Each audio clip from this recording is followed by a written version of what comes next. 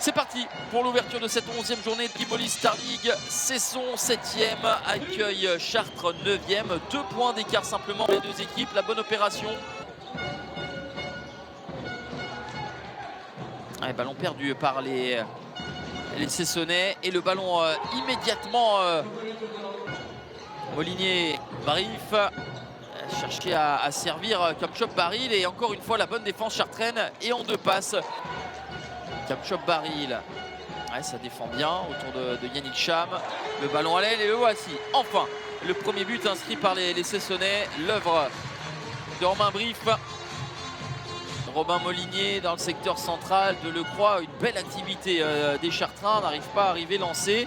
Voilà une prise d'intervalle. Vérin avec Koudinov. Et le passage de bras de Mathis Grossel qui libère le ballon à l'aile avec Svetlin Dimitrov, très en réussite, le Bulgare.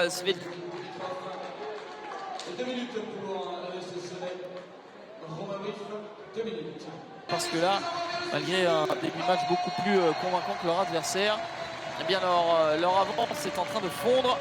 En témoigne ce 6e but cessonnais avec cette montée de balle. Avec Onufrienko et Pedersen, les deux sont en train de combiner et le jeu pour l'instant ne met pas sur orbite et dans les meilleures possibilités les arrières.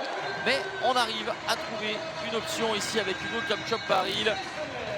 Il a fallu travailler quand même pour venir l'artificier en chef au niveau des jets de 7 mètres.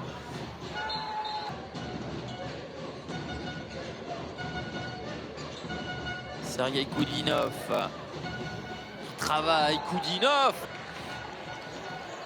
et derrière c'est bien monté ce ballon avec à l'aile.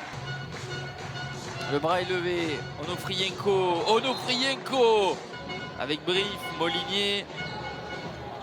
Et pas de possibilité. Le ballon bien lâché, bien décalé de la part de Ludwig Apollinaire pour Yoann Cardinal. Oui, ça peut être l'un des avantages pour les Chartrains avec Onufrienko. Ballon à l'aile. Onufrienko qui a cherché à servir son pivot. Le ballon bien volé par Chop Baril avec Ochet. Chop Baril, voilà. C'est trop axial, hein. C'est pile sur José Basile. Bien placé. Sylvain Ochet avec Tuzolan. Voilà ce ballon bien lâché. Et derrière la parade impériale, autoritaire. Puisque c'est galvaudé derrière en 2 passes. Les Chartrains ont traversé tout le terrain. Onufrienko avec Koudinov. Il a mis la puissance, mais ce n'était pas suffisamment placé. Le Bulgare. Et enfin voilà. Et la barre transversale trouvée par Onufrienko. Koudinov. Un Brif avec Molinier, le Schwanker. Brif. Ouais, que c'est dur, on voit véritablement des Cessonnais qui parviennent à trouver la faille de continuité dans les enchaînements avec Chop Baril qui s'est bien arraché pour venir inscrire ce 18e but et puis surtout vaincre ce signe indien qui est resté sur 2 échecs consécutifs de Théophile Cossé qui a tenté quelque chose d'ultra compliqué. Il s'est bien bagarré pour récupérer ce ballon. Hugo Young, Florian Delecroix.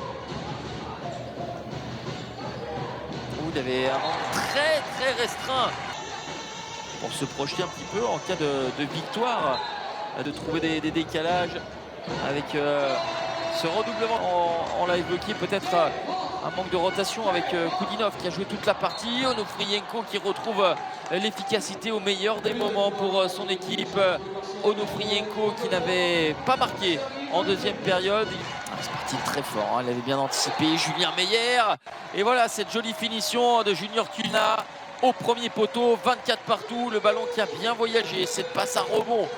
Maintenant c'est Cesson qui a la balle de match dans ces 10 dernières secondes. Avec cette entrée de Théophile Cossé et la défense de Mathis Grossel. On va en rester là. N'allons point trop vite en besogne parce qu'il y a ce coup franc direct à tirer pour Florian Delecroix, lui qui a été en si grande difficulté. Florian Delecroix, oh l'histoire. Florian Delecroix qui a eu du mal au tir et qui l'a bien marqué sur coup franc direct. C'est un hold-up quelque part, hein. C'est sur le dernier tir, sur le tout dernier tir.